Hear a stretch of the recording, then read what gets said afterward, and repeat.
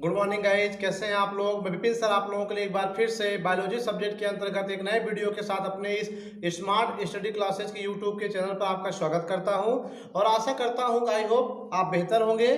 ठीक है, और जैसा कि मैं पिछले वीडियो में आपको आनुवांशिकता और विभिन्नता चैप्टर के अंतर्गत ये बताया था कि गुणसूत्री विकार क्या है और मानव में गुणसूत्री विकार कैसे होते हैं, कितने प्रकार के होते हैं और उसमें क्या लक्षण कैसे होता है। ठीक है, तो गुणसूत्री विकार के बारे में हम लोग आज फिर से उसका जो शेष रह गया था दो, उसके बारे में पढ़ने जा रहे हैं। ठीक है, तो गुणसूत्री विकार जो होता है बेटा, मैंने आपको अगर याद हो तो बताया था। यहाँ पर हम थोड़ा सा लिख लेते हैं, उसके बाद चर्चा करते हैं कि मानव में, ठीक है, मानव में गुणसूत्रीय विकार, ठीक है, मानव में गुणसूत्री विकार की चर्चा करते हैं। ओके, तो इसी को हमने आपको बताया था, सिंड्रोम भी कह सकते हो।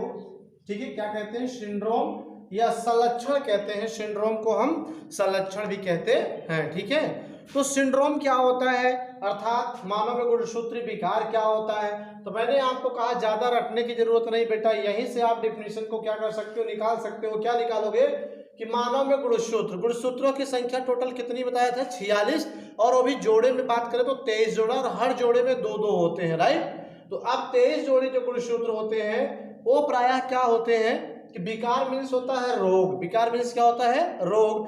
तो मानव के गुणसूत्रों की संख्या में जब कमी या अधिकता हो जाती है तब जो उससे होने वाले संतानों में लक्षण उत्पन्न होता है, वह लक्षण एक रोग के रूप में होता है। उसी को हम क्या कहते हैं, मानव में गुणसूत्री विकार। ठीक है, समझना। जैसे ध्यान दो, अगर हमने कहा मानव में 46 गुणसूत्र हैं और जोड़ी की बात करें तो कितना, 23 जोड़ा, और हर जोड़े में कम से कम कितने, एक जोड़ा ये हो गया।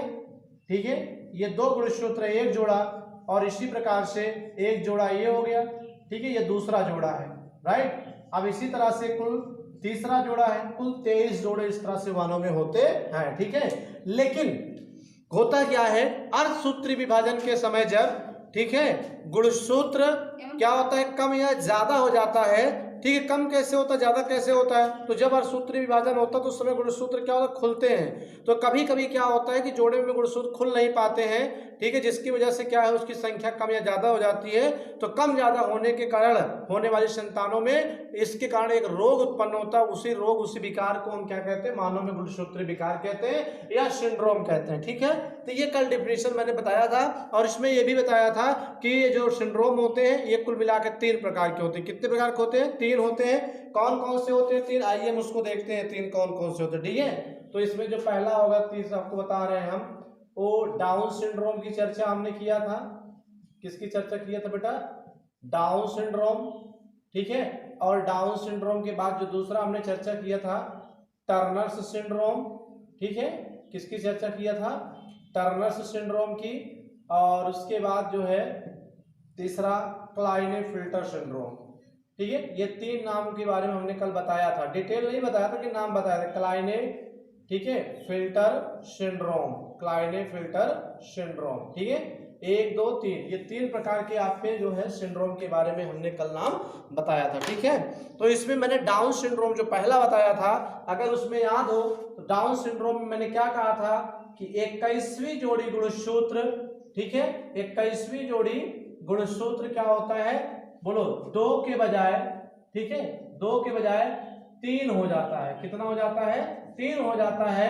तब ऐसी स्थिति में जो विकार या जो लक्षण उत्पन्न होते हैं उसे हम डाउन सिंड्रोम कहते हैं। ठीक है, ये कल मैंने आपको बताया था। और डाउन सिंड्रोम में ये भी बताया था कि लक्षण क्या होते हैं। तो मैंने आपको बताया था, जीभ मोटी, त्वचा खुरदरी होती है, गर्दन मोटा होता है, ठीक है, सिर गोल होता है और पलकें मंगोलों की भांति हो जाती हैं। ठीक है कि नहीं, और मुंह खुला हुआ होता है। ये कुछ आपके लक्षण थे किसके, डाउन सिंड्रोम के थे। ठीक है, इसे मंगोली जड़ता के नाम से भी जाना जाता था। ठीक है, तो अब हम जो बात करने जा रहे हैं, जो चर्चा करने जा रहे हैं गाइस, वो हम आज दूसरे वाले के बारे में चर्चा करेंगे, अर्थात टर्नर सिंड्रोम के बारे में चर्चा करेंगे कि टर्नर सिंड्रोम क्या होता है। ठीक है, तो आइए देखते हैं, वीडियो के अंत तक आप बने रहिए। और ये क्वेश्चन बेटा पेपर में भी पूछा गया, अगर आपको न विश्वास हो क्वेश्चन पेपर उठाइए, साल उठा लीजिए, पिछले 5 सालों में आप देख लीजिए, ये क्वेश्चन जरूर पूछे पूछे गए। ठीक है, तो ये एग्जामिनेशन क्वेश्चन, एग्जामिनेशन पॉइंट, इसलिए इन पर बने रहिए और आपको ये वीडियो ठीक है अच्छी लगेगी। तो स्किप मत कीजिए वीडियो को और वीडियो को ध्यान से देखते रहिए।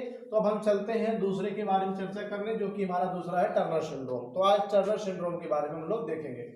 ठीक है, टर्नर्स सिंड्रोम। ठीक है, Turners syndrome. Okay, Turner syndrome से क्या होता है पता है? जैसे कि आपको पता है, ठीक है, कि नर में जो लिंग गुणसूत्र होता है XY और जो मादा में होता है बेटा वो XX होता है, राइट। अर्थात चाहे नर हो चाहे मादा हो, दो लिंग गुणसूत्र उसमें पाए जाते हैं। ठीक है, नर में XY और मादा में XX, लिंग निर्धारण मैंने बताया था, राइट। तो ऐसी स्थिति में ठीक है, अगर किसी होने वाले संतान में ये लिंग गुणसूत्र दो के बजाय सिर्फ और सिर्फ एक रह जाए, चाहे नर में चाहे मादा में, तो अब बताइए टोटल नंबर ऑफ क्रोमोसोम कितने हो गए? टोटल गुणसूत्रों की संख्या 46 थी। ठीक है, जिसमें दो लिंग गुणसूत्र भी था। अब लिंग गुणसूत्र दो के बजाय अगर एक ही रह जाए तो 46 के बजाय गुणसूत्र 45 हो गया। तो 45 हो गया तो बताओ गुणसूत्रों की संख्या में कमी हुई ना? तो कमी हो गई। तो ये एक गुणसूत्रीय विकार है। लेकिन चूंकि गुणसूत्रों की संख्या में कमी हो रही है और जब लिंग गुणसूत्र संख्या दो के बजाय एक हो जाए, तब जो विकार, जो लक्षण उत्पन्न होता है उसे हम टर्नर सिंड्रोम कहते हैं। ठीक है कि नहीं? तो ये यहाँ पर टर्नर सिंड्रोम हो गया। ठीक है, लिखेंगे हम डिफिनेशन कैसे, इसे ये भी देखिए कि जब, ठीक है, जब व्यक्ति में ठीक है लिंग गुणसूत्र दो के बजाय, ठीक है, XX या XY हम कर दे रहे हैं। ठीक है, ये लिंग गुणसूत्र दो के बजाय एक X, ठीक है, एक हो जाता है तो उसे हम टर्नर्स सिंड्रोम कहते हैं। ठीक है, उसे हम क्या कहते हैं? टर्नर्स सिंड्रोम कहते हैं। समझ में आई बात कि नहीं? तो ये डिफिनेशन आपको मैंने यहाँ पे ब्लैक बोर्ड में बताया कि टर्नर सिंड्रोम होता है। ठीक है, तो आपने देखा टर्नर सिंड्रोम क्या है। तो अब हम इसमें टर्नर सिंड्रोम में एक इंपॉर्टेंट बात जो बताने जा रहे हैं, क्योंकि मैंने कहा टर्नर सिंड्रोम में क्या होता है, लिंग गुणसूत्र दो के बजाय एक हो जाता है। तो जब दो के बजाय एक हो जाए तो उसे हम क्या कहेंगे? मोनोसोमिक कहते हैं। क्या कहते हैं? मोनोसोमिक। ठीक है, जैसे मैंने कल आपको डाउन में बताया था, अगर ये गुणसूत्र कोई भी क्या हो, किसी जोड़े में 3 हो गया मान लीजिए, ठीक है, 3 गुणसूत्र हो गए, तो ये ट्राइसोमिक कहलाता है। क्या कहलाता है? ट्राइसोमिक। ठीक है, एकाध सूत्र था, लेकिन यहाँ दो के बजाय एक हो रहा है, कम हो रहा है, तो हम इसे क्या कहेंगे? एकल सूत्रीय होता है। ठीक है, अर्थात फिर से देख लीजिए एक बार टर्नर सिंड्रोम को, कि जब व्यक्ति में या महिला में, पुरुष या महिला कोई भी हो, लिंग गुणसूत्र दो के बजाय क्या हो जाए? एक हो जाता है, तो उसे हम टर्नर सिंड्रोम कहते हैं। और ऐसी स्थिति में ये एकल सूत्री अर्थात मोनोसोमिक होते हैं। ठीक है, मोनोसोमिक का मतलब अगर गुणसूत्र दो के बजाय जोड़े में होना चाहिए, अगर एक हो गया तो मोनोसोमिक हो गया, एकल सूत्री कहते हैं। ठीक है कि नहीं? यह रोग 5000 स्त्रियों में क्या होता है? एक स्त्री को होता है। ठीक है, इसका मतलब टर्नर सिंड्रोम खासकर महिलाओं में होने वाली बीमारी होती है। ठीक है, महिलाओं में जो लिंग गुणसूत्र डबल X होता है वो एक हो जाता है। तो ऐसे कंडीशन में क्या होता है? टर्नर सिंड्रोम कहलाता है। ठीक है, और इसके 5000 अगर लड़कियां पैदा हो रही हैं, 5000 लड़कियों में एक लड़की क्या होती है? इस रोग से पीड़ित हो जाती है, अर्थात टर्नर सिंड्रोम रोग से पीड़ित हो जाती है। ठीक है गाइस, अब बेटा लक्षण पढ़ते हैं। लक्षण क्या है, कैसे जानेंगे कि इस महिला में टर्नर सिंड्रोम है या ये महिला टर्नर सिंड्रोम से पीड़ित है? तो लक्षणों को यहाँ पर मैंने दिया बेटा। सबसे पहली चीज कि जब एक गुणसूत्र कम हो गया तो टोटल नंबर ऑफ क्रोमोसोम 45, भाई 46 होते हैं लिंग गुणसूत्र को मिलाकर, तो एक लिंग गुणसूत्र जब कम हो गया तो टोटल नंबर ऑफ क्रोमोसोम कितने हो गए? 45 हो गए। दूसरा, इनका कद छोटा होता है, यानी इनके शरीर की लंबाई क्या होती है? भाई किसी महिला की नॉर्मल जो लंबाई लेंथ होनी चाहिए 5 फीट कुछ इंच, मगर इनका उससे कम होता है, अर्थात इनका कद छोटा होता है और शरीर पूर्ण रूप से विकसित नहीं होता है। ठीक है कि नहीं? शरीर पूर्ण रूप से विकसित का मतलब जैसे कोई महिला है तो उसका शरीर क्या होना चाहिए? उसमें स्तनों का विकास होना होना चाहिए, ठीक है, आवाज में परिवर्तन होना चाहिए, एक कद काठी होनी चाहिए। बट ऐसे टर्नर सिंड्रोम से पीड़ित महिला का शरीर पूर्ण रूप से विकसित नहीं होता है, कद छोटा होता है, ठीक है। फिर इसके जननांग अल्पविकसित होते हैं, ठीक है। जो स्त्री के जनन तंत्र हैं, जैसे आपको मैंने अंडाशय स्त्री के जनन तंत्र में आपको बताया था मेन भाग कौन है, अंडाशय है। ओवरी जो लेफ्ट और राइट दो होता है जिसमें अंडाणु बनते हैं, ठीक है, वो क्या होता है, इनका अल्प विकसित होता है, पूर्ण रूप से विकसित नहीं होता है, ठीक है। और इनका स्तन चपटा होता है, ठीक है। इनमें जो स्तनों का विकास होता है वह क्या होता है, पूर्ण रूप से विकसित नहीं होता है, चपटा होता है, ठीक है, यह भी एक लक्षण है। फिर इनमें अंडाशय अनुपस्थित होता है, अभी मैंने बताया कि जो इनमें अंडाशय होता है ओवरी लेफ्ट और राइट, ठीक है, मैंने बताया था, अगर याद हो, जो स्त्री का जन्म तंत्र होता था मैंने उसको आपको बताया था यहाँ पर कि कुछ इस तरह से ऐसे, ठीक है, इस तरह से ऐसे, ओके, ये ऐसे अल्पना, ये जो गोला गोला लेफ्ट और राइट है यही अंडाशय है। तो ऐसे टर्नर सिंड्रोम पीड़ित महिलाओं में अंडाशय क्या होता है, अल्प विकसित होता है, या तो विकसित ही नहीं होता, अनुपस्थित होता है, ठीक है गाइस।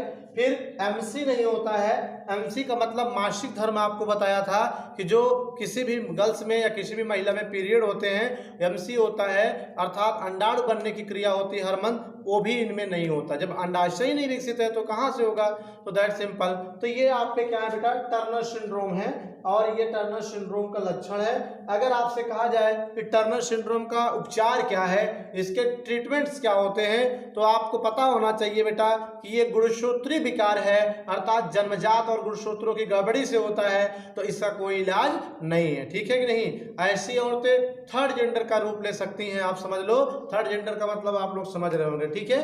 तो ये रहा बेटा क्या, टर्नर सिंड्रोम और टर्नर सिंड्रोम के लक्षण, ठीक है। तो ये इस तरह से आप नोट कर लीजिए। हम चलते हैं नेक्स्ट पॉइंट पर, नोट करो सभी लोग। तो गाइस नोट कर लिया होगा। हम चलते हैं आज के लास्ट सिंड्रोम की चर्चा करने, जिसका नाम आपका है क्लाइनेफिल्टर सिंड्रोम। यहां पर मैंने इसे नोट कर दिया है, क्लाइनेफिल्टर सिंड्रोम, ठीक है। तो 3 सिंड्रोम मैंने कहा था इससे पढ़ना है, अर्थात गुणसूत्री विकार में down syndrome, Turner syndrome, Klinefelter. Down Turner हो गया, अब हम तीसरे की बात करते हैं क्लाइनेफिल्टर सिंड्रोम। आपको चाहे डाउन हो, चाहे टर्नर हो, चाहे क्लाइनेफिल्टर सिंड्रोम हो, सबको सब माइंड में ये रखना है कि गुणसूत्रों की गड़बड़ी से ही होता है, ठीक है, गुणसूत्रों के बारे में बताना, ठीक है। तो क्लाइनेफिल्टर सिंड्रोम क्या है, अभी टर्नर में आपने देखा लिंग गुणसूत्र 2 के बजाय कितना हो गया, 1। अब इसका उल्टा हो गया, सपोज करिए अगर किसी व्यक्ति में लिंग गुणसूत्र 2 है, 2 के बजाय 1 हो जाएगा, तब भी उसमें कोई ना कोई ऐसा लक्षण आएगा जो कि कहीं ना कहीं सिंड्रोम कार्य करेगा, ठीक है। लेकिन अगर किसी में 2 के बजाय 3 हो जाए, 4 हो जाए, तब भी तो उस व्यक्ति में प्रॉब्लम होगी, ठीक है। गुणसूत्र 46 के बजाय 47, 48 हो जाएगा, तब भी कहीं ना कहीं ऐसा व्यक्ति क्या होगा, किसी न किसी सिंड्रोम से पीड़ित होगा, ठीक है गाइस। तो अब हम देखते हैं क्लाइनेफिल्टर सिंड्रोम क्या होता है, आइए देखते हैं, ठीक है। क्लाइनेफिल्टर सिंड्रोम ना, जब किसी व्यक्ति में लिंग गुणसूत्र, सबसे इंपॉर्टेंट बात कि कौन सा गुणसूत्र, लिंग गुणसूत्र, जब किसी व्यक्ति में लिंग गुणसूत्र 2 के बजाय, ठीक है, कितने हो जाए, 3 हो जाए। यार भाई आपको मैंने कहा था कि नर में XY और मादा में XX, ये लिंग गुणसूत्र है X, ठीक है। लेकिन अगर इसी में एक X और बढ़ जाए, नर में या मादा में एक X बढ़ जाए, एक Y बढ़ जाए, तो ये क्या होगा बताइए। ऐसा व्यक्ति सामान्य नर या मादा तो हो नहीं सकता क्योंकि गुणसूत्र बढ़ गया। तो वही चीज कह रहा है कि जब किसी व्यक्ति में लिंग गुणसूत्र 2 के बजाय 3 हो जाता है, ठीक है कि नहीं, यहां पर मैंने एग्जांपल के रूप में लिखा भी है, तो ऐसे कंडीशन, ऐसे दशा को हम क्लाइनेफिल्टर सिंड्रोम कहते हैं, ठीक है। और यह एकाध सूत्रता अर्थात ट्राइसोमिक होते हैं, ठीक है। एकाध सूत्रता का मतलब क्या बेटा, कि अगर निश्चित गुणसूत्र की संख्या से अगर ज्यादा हो गया, भाई 2 होने चाहिए लिंग गुणसूत्र लेकिन 3 हो गया, 4 हो गया, तो ये एकाध सूत्रता ऐसी कंडीशन कहलाती है, अर्थात ट्राइसोमिक कहलाते हैं, ठीक है। तो अब लक्षण क्या होते हैं, मान लीजिए किसी में लिंग गुणसूत्र भाई 2 के बजाय चलो मान लीजिए 3 हो गया, 4 हो गया, तो उनमें लक्षण क्या क्या हो सकते हैं। तो ध्यान दीजिए, अगर ये क्लाइनेफिल्टर सिंड्रोम पुरुषों में है, ठीक है, तो इनका शरीर तो बेटा पुरुष जैसा होगा, ठीक है। इनका कदकाठी कैसे होगा, लंबा चौड़ा 6 फीट के होंगे, पुरुष जैसा होगा शरीर, लेकिन इनमें वृषण अर्थात पुरुष का जो नर जननांग है जहां शुक्राणु बनता है, ठीक है, दो होते हैं लेफ्ट और राइट, वो जो वृषण है उसका डेवलपमेंट इनमें क्या होता है, नहीं होता है या कम विकसित होता है। और जननांग क्या होते हैं बेटा, छोटे होते हैं, किसी काम के नहीं होते हैं, ठीक है, ये कह लीजिए।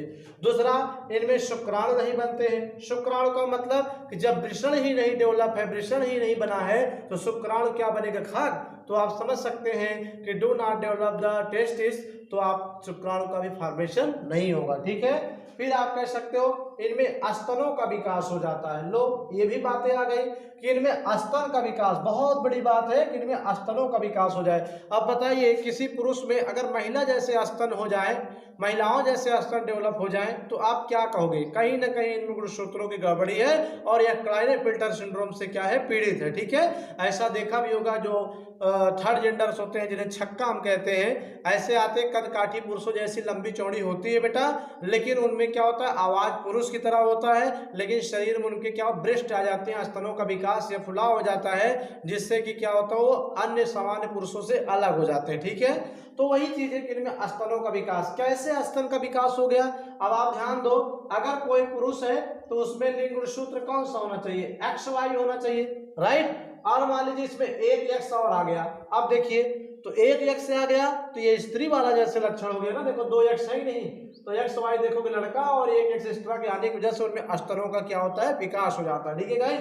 तो इनमें स्तनों का विकास होता है जिसे गायनेकोमैस्टिया कहते हैं। दैट्स इंपॉर्टेंट पॉइंट बेटा, गायनेकोमैस्टिया कहते हैं, ठीक है। आपसे पूछा जा सकता है गायनेकोमैस्टिया क्या है, तो दैट सिंपल है यार, जब किसी पुरुष में क्या हो, स्तने जैसे उभार आ जाए, स्तनों का विकास महिलाओं जैसे हो जाए, तो that condition is called the gynaecomastia, अर्थात ऐसी अवस्था को हम गायनेकोमैस्टिया कहते हैं, ठीक है कि नहीं। तो ये क्लियर हो गया। फिर ये नर बेटा नपुंसक होते हैं, क्या होते हैं, नपुंसक होते हैं। नपुंसक का मतलब ऐसे जो पुरुष होंगे जब उनमें शुक्राणु ही नहीं बन रहा है, वृषण डेवलप ही नहीं है, तो क्या वो अपनी जनरेशन उत्पन्न कर सकते हैं, क्या वो प्रजनन कर सकते हैं, रिप्रोडक्शन कर सकते हैं, नहीं, इम्पॉसिबल, ऐसा नहीं। इसीलिए नपुंसक होते हैं, किसी काम का नहीं, इसीलिए इनको थर्ड जेंडर में उठा के डाल दिया जाता है और ये एक थर्ड जेंडर की तरह जाकर उनके ग्रुप में अपना जीवन यापन करते हैं, ठीक है। तो बातें समझ में आ गई होगी। अब हम जो लास्ट में देखने जा रहे हैं, इनमें जो कहा यहाँ पर कि 3 हो जाते हैं गुणसूत्र, 2 से अधिक। तो ये देखो 2 से अधिक की बात करें, XYY के रूप में हो सकता है, या XXXY के रूप में हो सकता है, या फिर XXXXY के रूप में हो सकता है, या फिर XXXXY के रूप में हो सकता है, और फिर या XYY के रूप में इनमें गुणसूत्र पाया जाता है, ठीक है। कहने का मतलब है कि 2 नहीं बल्कि 2 से ज्यादा, 3, 4, 5, 6 इस रूप में पाए जा सकते हैं, ठीक है कि नहीं। तो बेटा ये था आपका क्लाइनेफिल्टर सिंड्रोम और इनके लक्षण हो गए। अब फिर से वही बात आ गई बेटा कि यह एक विकार है या एक रोग है, और आपसे कहा जाए ये ठीक कैसे होगा, व्हाट आर इसका मतलब उपचार क्या है, ट्रीटमेंट क्या है, what are treatment of this Klinefelter syndrome. तो आप कह सकते हो कि यह एक जन्मजात और गुणसूत्री विकार है, और किसी भी गुणसूत्री विकार को दवा के माध्यम से ठीक करना अभी तक कोई संभव नहीं है, क्योंकि अगर उसमें गुणसूत्र 47-48 हो गया तो एक गुणसूत्र हम निकाल थोड़ी सकते हैं, या किसी सिंड्रोम में गुणसूत्र कम हो गया है 45 है तो एक गुणसूत्र हम डाल थोड़ी सकते हैं, तो इसका मतलब इसका कोई उपचार नहीं है गाइस, ठीक है। तो ये भी याद रखना, हो सकता है कोई फंसाने के लिए आपसे ओरल रूप से पूछ सकता है, तो आप याद रखो किसी भी सिंड्रोम का, चाहे वो डाउन हो, टर्नर हो, क्लाइनेफिल्टर हो, किसी भी सिंड्रोम का कोई उपचार नहीं है गाइस, ठीक है। तो ये आपको मैंने क्लाइनेफिल्टर सिंड्रोम यहाँ पर क्लियर कर दिया। अब नोट कर लीजिए इसे भी, आप लोग फटाफट नोट करें सभी गाइस। तो नोट कर लिएगा आप लोगों ने, इस तरह से मैंने जेनेटिक्स और वेरिएशन अर्थात आनुवांशिकता और विभिन्नताओं के पार्ट को आपसे समाप्त कर दिया। अब इसमें कुछ एनसीईआरटी अकॉर्डिंग जो क्वेश्चंस आते हैं वो आप लोग कहते हो, इसलिए हम उसको भी बता दे रहे हैं, ठीक है। जो क्वेश्चन आता है, जैसे क्वेश्चन आ गया, ठीक है, मान लीजिए सपोज करिए आपका क्वेश्चन आ गया कि मेंडल ने, ठीक है, मैंने पहले ही बताया था कि मेंडल ने अपना प्रयोग, ठीक है, अपना प्रयोग किस पौधे पर किया, ठीक है, किस पौधे पर किया, ठीक है, और क्यों,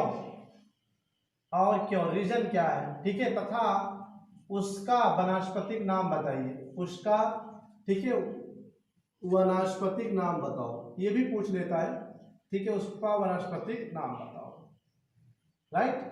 तो इसका उत्तर मैंने आपको बताया। क्वेश्चन क्या है कि मेंडल ने अपना प्रयोग किस पौधे पर किया और क्यों उसी पौधों को चुना और उसका वानस्पतिक नाम क्या। ठीक है, तो याद होगा कि मैंने बताया था कि मेंडल ने मटर के पौधे का चुनाव, वेरी इंपॉर्टेंट क्वेश्चन है फॉर एग्जाम के लिए, एग्जामिनेशन के लिए, तो आप याद रखिए, बताया भी गया है, एक बार फिर से बता रहे हैं कि मेंडल ने अपना मटर का पौधे पर ही प्रयोग किया। पहला आंसर किस पौधे पर किया बेटा, तो आप कहोगे मटर के पौधे पर किया। ठीक है, वैज्ञानिक नाम क्या, वनस्पतिक नाम पाइसम एस्टाइवम। ठीक है, पाइसम एसिटिवम। ठीक है, एसिटिवम, ओके, पाइसम एसिटाइवम ये मटर है। और इसका जो रीजन था, ठीक है, तो मैंने आपको बताया था कि ये प्रायः एक वर्षीय होते हैं। क्या होते हैं, एक वर्षीय पौधे होते हैं। ठीक है, एक वर्षीय होते हैं। इनसे परिणाम जल्दी प्राप्त होते हैं। ठीक है, इनसे परिणाम क्या होते हैं, जल्दी प्राप्त होते हैं। ओके, इनसे परिणाम जल्दी प्राप्त होते हैं, मतलब अगर हम आम, महुआ, नीम, गुलर, जामुन लेंगे और उसको लगाएंगे तो उसको होने में कम से कम, अगला फल देने में कम से कम 5 साल, 8 साल, 7 साल लगेंगे। फिर उसके जो सीड होंगे जनरेट करेंगे तो अगली पीढ़ी आने में बेटा फिर 7-8 साल लगेगा, और कुल मिला के इस तरह से 12-14 साल, 15 साल हो जाएगा। तब जाके उसकी हम गुणों की तुलना करेंगे, लक्षणों की कंपेरिजन करेंगे, तब तक कहीं हो सकता है कि मेंडल चले न जाते ऊपर। इसलिए जो है क्या कहते हैं, इन्होंने ऐसा पौधा चुना कि जिनसे परिणाम क्या हो, 1 वर्ष के अंदर प्राप्त हो जाए। ठीक है, और पहला, दूसरा और जो तीसरा कारण था, इन्हें आसानी से, ठीक है, इन्हें आसानी से कहीं भी उगाया जा सकता है। ठीक है, कहीं भी उगाया जा सकता है। समझ में आई बात नहीं, कि मटर का पौधा बेटा एक छोटा पौधा है, शाकी पौधा होता है। शाकी का मतलब इसमें लकड़ी नहीं होता है, शाकी पौधा है और कहीं भी किसी भी समय उगाया जा सकता है। ठीक है कि नहीं, तो ये इसके क्या है, रीजंस हैं। समझ में आई बात नहीं। और आप कह सकते हो यहाँ पर, अगर एक और बात करें अगर हम इसे, तो आप ये भी बोल सकते हो, ठीक है, कि ये प्रायः, समझ में आई बात, कहीं भी उगाया जा सकने का मतलब क्या है, कि जैसे मान लीजिए सपोज करिए आपका अपना घर है और कोई एक्सपेरिमेंट करता है, तो उस मकान में आप मिट्टी डाल करके इन्वायरमेंट उसमें एसी वगैरह लगा के, ठीक है, उसे ठंड वातावरण देंगे तो उससे क्या होगा, मटर को, पौधों को हर मौसम में उगा सकते हैं। अर्थात इसे किसी विशेष प्रकार के वातावरण की जरूरत नहीं होती है, बहुत ठंडी चाहिए, बहुत गर्मी चाहिए, ऐसा नहीं। जैसे गेहूं है तो लोग कहते हैं बहुत ठंडी जितना ज्यादा पड़े गेहूं बढ़िया होगा, लेकिन मटर के लिए ऐसा कुछ नहीं, चाहे बहुत ठंडी पड़े या ना पड़े, लेकिन मटर का पौधा होता है। तो वही ये प्रायः विशेष वातावरण, ठीक है, विशेष वातावरण की आवश्यकता, ठीक है, आवश्यकता नहीं महसूस करते हैं, नहीं महसूस करते हैं। ठीक है, और जो पांचवा कारण है कि इनके पुष्प द्विलिंगी होते हैं। ठीक है, इनके पुष्प क्या होते हैं बेटा, बोलो, द्विलिंगी होते हैं, बाइसेक्सुअल होते हैं। ठीक है, तो ये रीजन है कि मेंडल ने सिर्फ क्या किया, मटर का ही पौधा प्रयोग किया। ठीक है, ये पुष्प द्विलिंगी होते हैं और इनमें स्वपरागण आसानी से होता है और इनमें कृत्रिम परागण भी जरूरत पड़ने पर आसानी से कराया जा सकता है, जिसे मेंडल ने कराया था और परिणाम प्राप्त किया। ठीक है, तो ये पहला क्वेश्चन मैंने आज बताया। तो आज के इस वीडियो में गाइस इतना ही। अब हम कल स्पेशल आपको एक वीडियो देंगे जो कि केवल और केवल आनुवंशिकता के प्रश्नों पर ही होगा, जो भी अभी आपने पढ़ा है। ठीक है, उस प्रश्नों के बारे में ही हम डिस्कस करेंगे जो एग्जामिनेशन में आने वाले। ठीक है, तो उसके लिए कल से हम एक नया वीडियो बनाएंगे सिर्फ और सिर्फ जेनेटिक्स और वेरिएशन अर्थात आनुवंशिकता विभिन्नता के सिर्फ क्वेश्चन पर भी आपका डिस्कशन करेंगे। तो सारे लोग कल के वीडियो के साथ जरूर लगे रहिएगा ताकि इंपॉर्टेंट क्वेश्चन के बारे में आपको बताया जा सके गाइस। ठीक है, तब तक के लिए thank you for watching this video guys. Thank you.